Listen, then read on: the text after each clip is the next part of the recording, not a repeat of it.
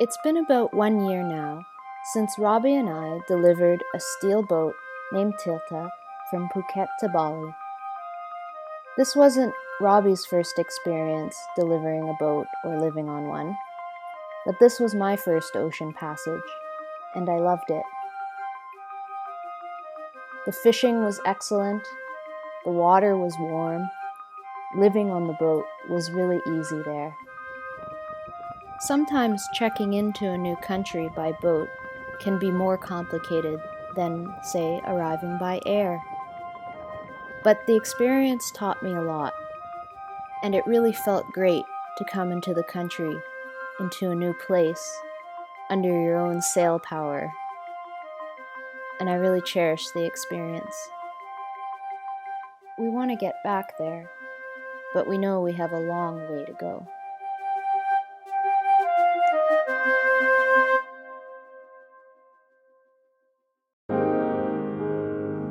Meanwhile, here in Zeballos, here in Canada, we've been struggling to keep our boat dry.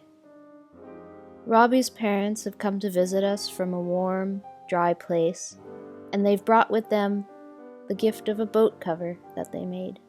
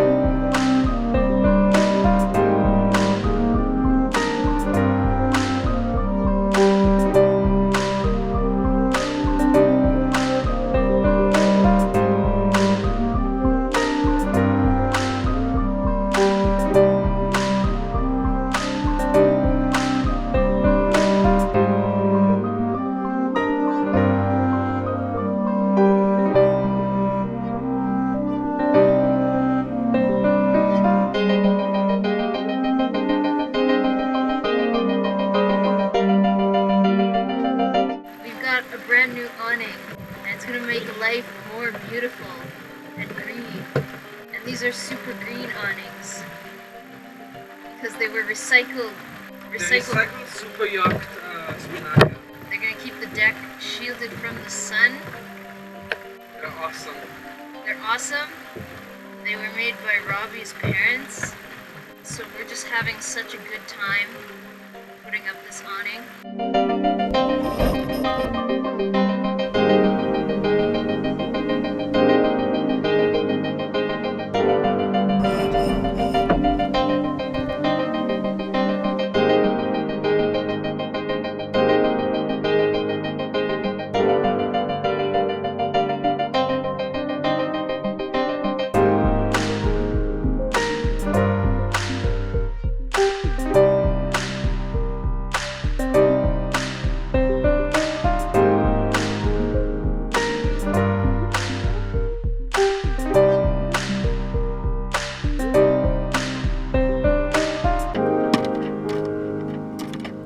Freddo, congelato lì.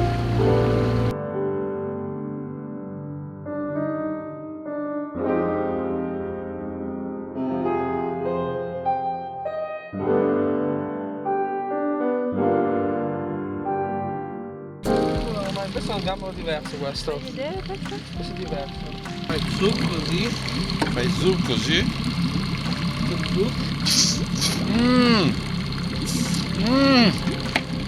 Che buono!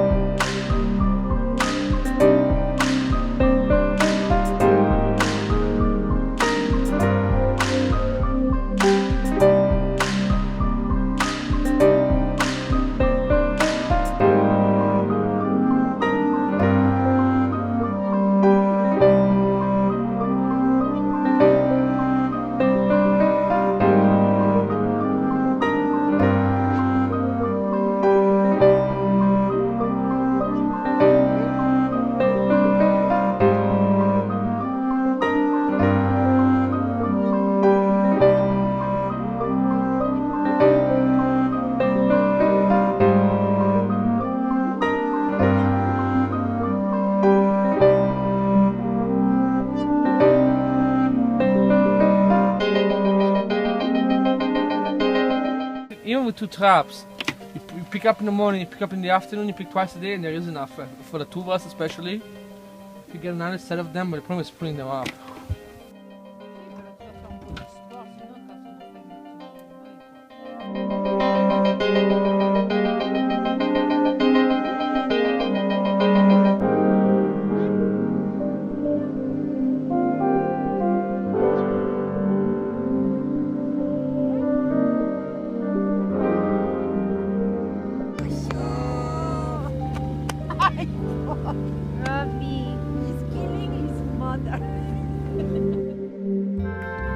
We spent a lot of time together, trapping things from the sea, and hanging around with 3 Italian cooks in the house wasn't that bad either for me.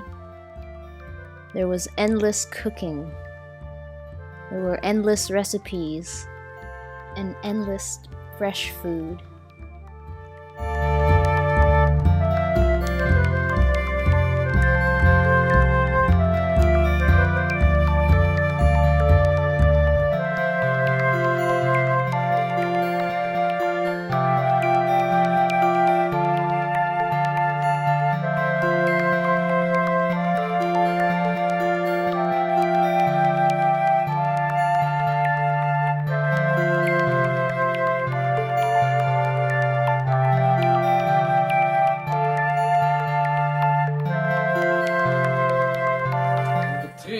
Is not to eat them all, because if not, we never fill the plate, you know.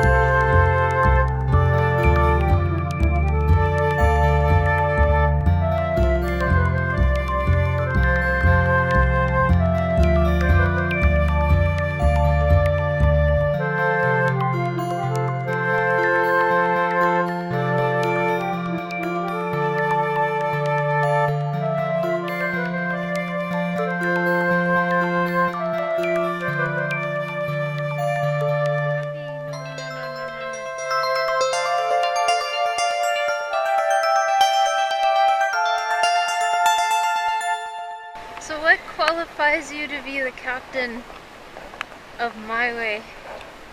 Good question, I don't know. Because I have to. That's not Someone has to take care of this shit.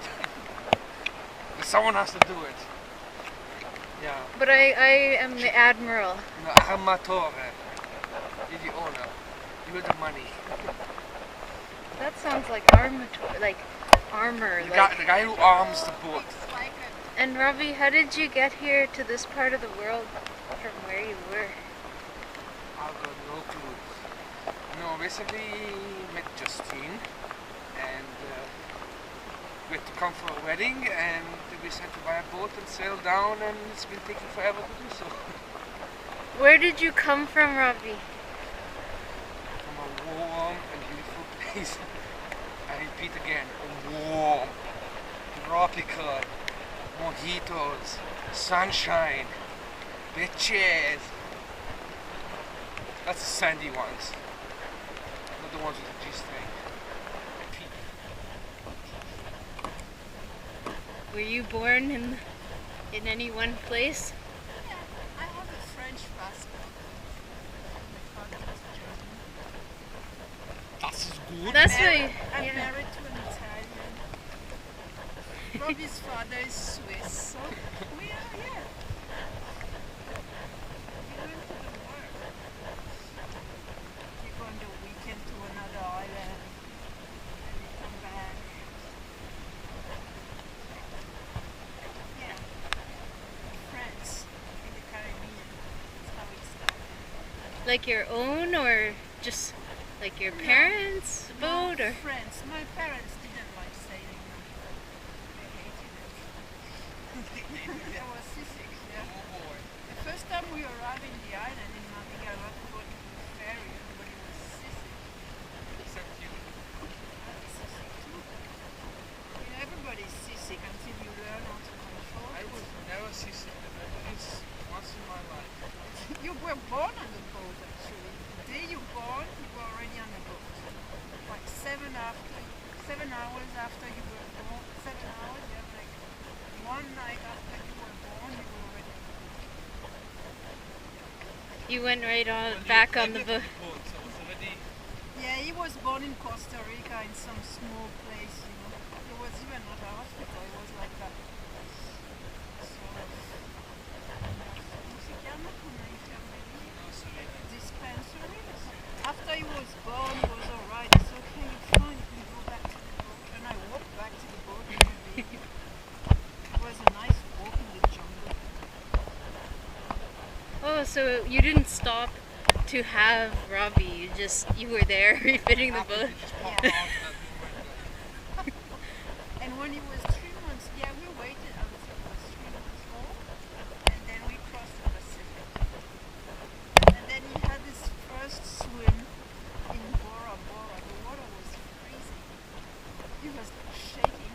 And then he started walking in New Zealand. He could walk already a long time, but as the boat was always moving, you know, he never let go of his hands. He was always holding onto something. Yes, I learned the first rule of boating very early. And he went straight to the bottle to the fish and chips. He loved the fish and chips. C'est bon ça. We try orange juice, carrot puree, Nice, all healthy. the nice healthy stuff. I spent hours making nice puree for you, healthy vegetables. Hello! Hello! I've never seen them. I don't know. Looks like a fire. Oh, it's like they're doing an exercise. Maybe.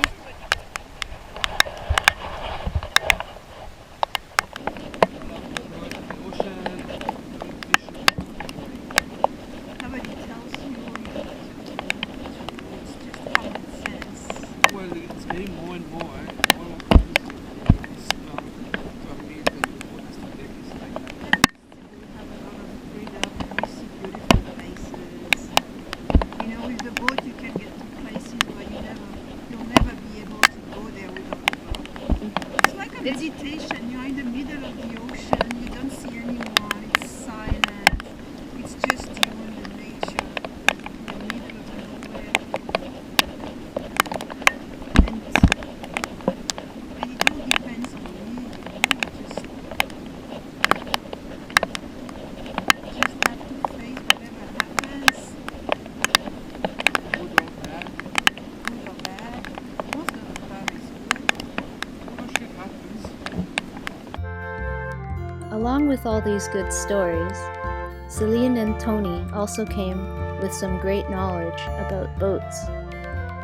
Here, Tony was showing us how to take the salt-encrusted hanks of our jib and boil them in vinegar to reinvigorate them and get them working again. We managed to get all the crusty salt off, and now we just have to oil them up.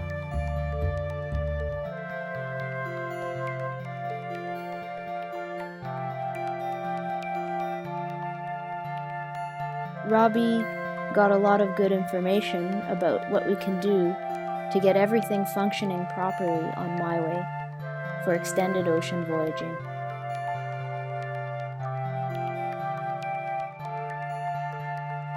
Everybody always wants to know, how do you make money? How do you work when you're traveling around?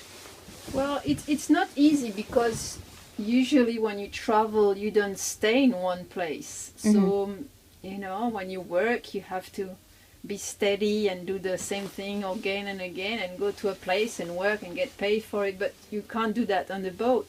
So you have to invent something or figure out something which you are able to do on your own boat, or something you can do while you are moving, you know. So you have to be creative and think of something. Unless you just leave your boat behind and you go and work somewhere for 6 months, But the idea is, if you want to stay on your boat, is to find something that you can do on your boat, and it's not easy. It's not easy, no.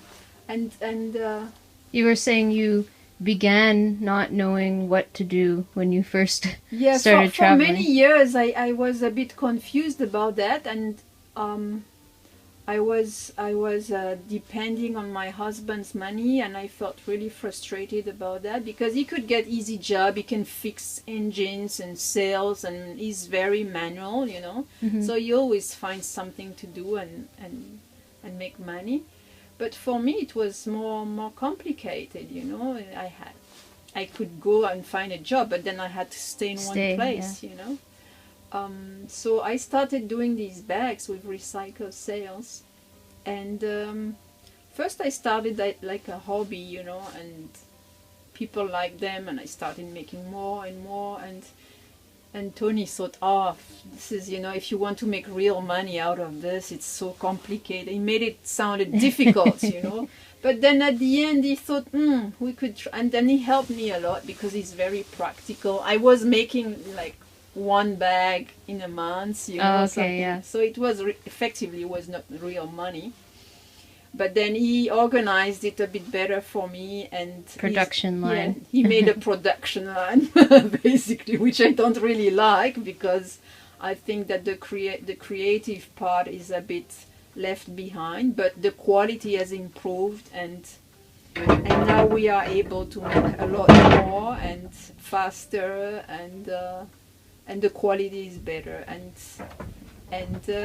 in fact they are looking better also, because we figure out how to make them better, and you know.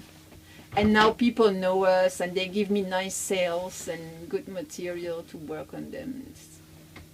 Yeah. And last year, for the first time, I think we lived on our production for the first time. Yeah. Yeah. That's good. Yeah. Good to know that somebody out there, because I think it's difficult, because you need a lot of money to live on the boat, you know, to fix it. Especially our boat is kind of big, you know. The bigger is the boat, the more money you need, and this is a big mistake that you should not do from the beginning. You know, you have to be very modest, and do you say modest in English? Yeah, modest is a good word. Yeah. Realistic. And realistic. Yeah. And get a small boat, and then if you make more money, you get a bigger one. But start with the small one is good. It's very good.